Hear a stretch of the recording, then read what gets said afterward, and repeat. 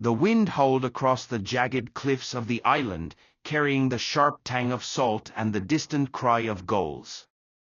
The sea churned below, a restless beast of foam and shadow, while above, the sky hung heavy with the threat of a storm.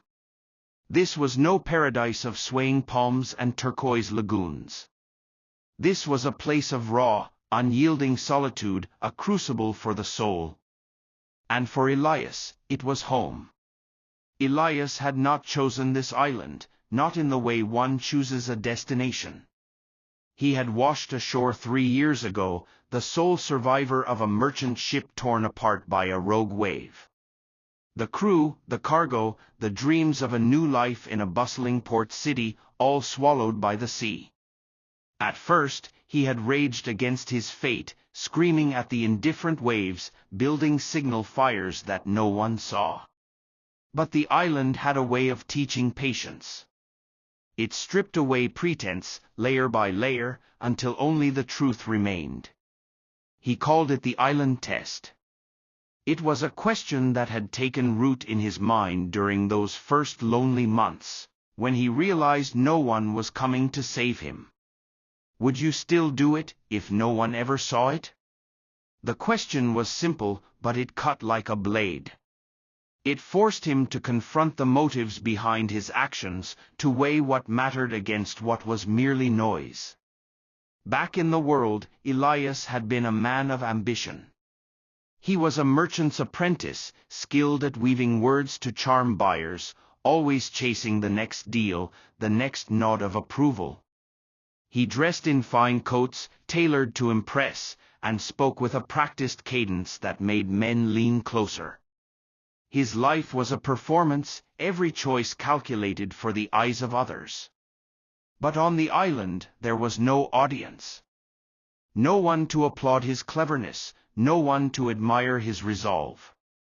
There was only the wind, the sea, and the relentless mirror of his own thoughts. The island test began with small things. One morning, as he mended a crude fishing net woven from vine and twine, he caught himself fussing over the knots, making them neat and symmetrical. He paused, hands hovering over the tangled fibers. Why? No one would see this net. No one would praise its craftsmanship. The fish wouldn't care. He laughed, a dry, hollow sound, and left the knots as they were, functional but imperfect. The act felt like shedding a weight he hadn't known he carried. Clothing was next. In the wreckage of the ship, he had salvaged a velvet doublet, its gold embroidery frayed but still regal. He had worn it in those early days, clinging to the man he had been. But the island was no place for velvet. It snagged on thorns, grew heavy with damp, and stank of mildew. One evening, as he sat by his fire, he held the doublet up to the flames. Would I wear this if no one ever saw it? The answer was clear. He tore the fabric into strips, using it to bind his tools and cushion his sleep. In its place, he wove a tunic from dried grasses, coarse but light, suited to the island's demands. It wasn't beautiful, but it was honest. The test extended to his words, though he had no one to speak to. In the world, Elias had been quick with flattery, his tongue a tool to win favor. Alone, he caught himself muttering aloud, rehearsing grand speeches as if an audience waited beyond the dunes.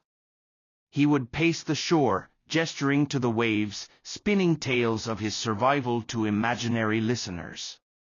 But one night, under a sky pierced by stars, he stopped mid-sentence. Would I say this if no one ever heard it? The words felt hollow, like coins spent on nothing. He fell silent, and in that silence, he began to listen, to the rhythm of the tide, to the questions that rose unbidden in his mind. He spoke less, but when he did, it was to name the world around him: stone, sky, hunger, hope. Words became tools, not ornaments. The island test was not about deprivation. It was about alignment.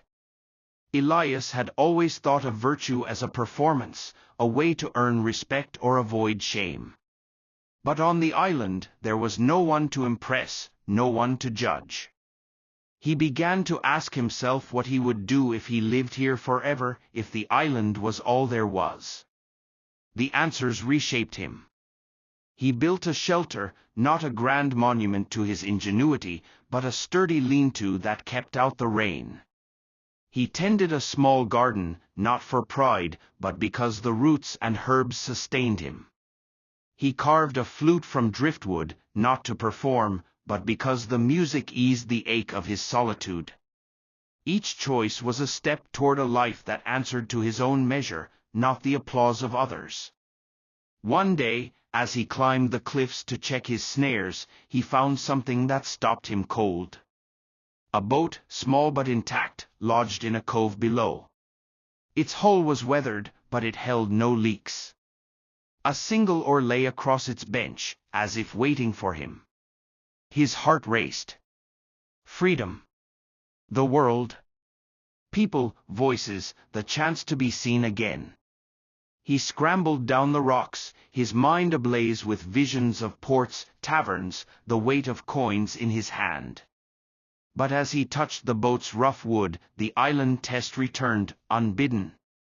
Would you leave if no one ever knew you survived? He sat heavily on the sand star. The question wasn't about escape. It was about why he wanted to go back. Did he crave the world for its own sake, or for the story he could tell, the hero he could become? He imagined himself in a crowded inn, recounting his tale, the shipwreck, the island, the years of grit and cunning. He saw the wide eyes, the raised mugs, the admiration.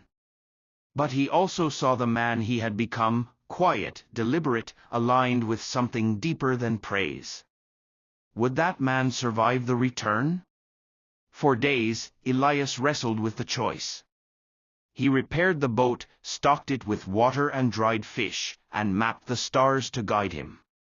But he also walked the island, revisiting the places that had shaped him, the cove where he'd first crawled ashore, the garden that fed him, the cliff where he'd carved his name into the stone, not for posterity, but to remind himself he was real. He applied the test to every motive, peeling back layers of ego until he reached the core. In the end, he made his choice. He pushed the boat into the sea, climbed aboard, and rowed toward the horizon. Not for glory, not for applause, but because the island had taught him who he was, and he wanted to live that truth, even among others.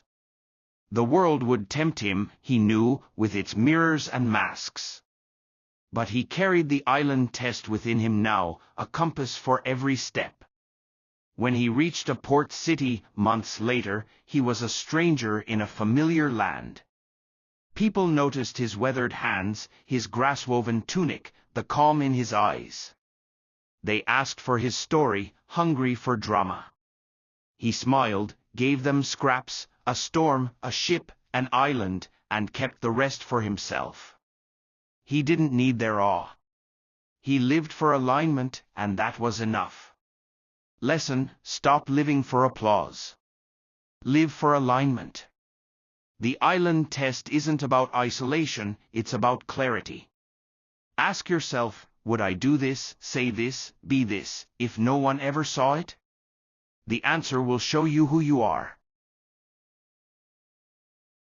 Thank you from the bottom of my heart for taking the time to engage. Your support, whether through reading, sharing, or reflecting on Elias's journey, means the world. I'm deeply grateful for your curiosity and openness to exploring themes of self-discovery and Stoic wisdom. You inspire me to keep creating stories that challenge and uplift. Here's to living with alignment and purpose. Thank you for being part of this journey.